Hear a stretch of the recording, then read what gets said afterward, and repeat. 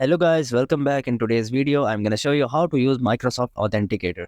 So if you want to manage your account, your device passwords, or if you want to be more private, and if you are concerning about the privacy of your mobile phone and its security, you guys can use Microsoft Authenticator. So for that, first of all, you have to install it from Google Play Store or App Store.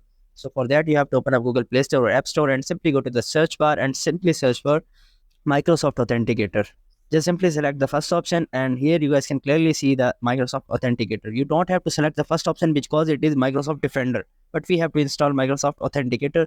So simply select Microsoft Authenticator, and here you have to install it. So after installing it, hit the open button to open it.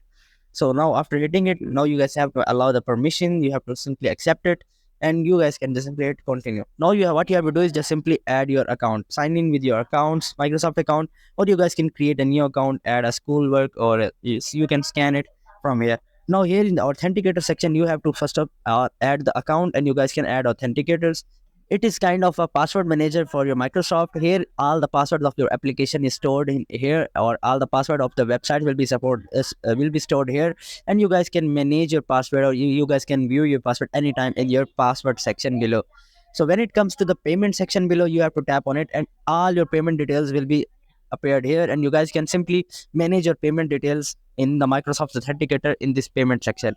And here in the address section, you guys can also manage addresses.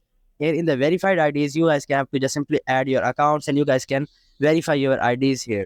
And at the top right corner of three dots, you have to tap on it and simply tap on the first option to open up the settings. And you can also sort out with settings. So you make sure that you have to enable the cloud backup, because whenever your device is lost or any kind of a problem, you guys can just simply, it will send all the data to the cloud, and you guys can manage it in your device or a new window.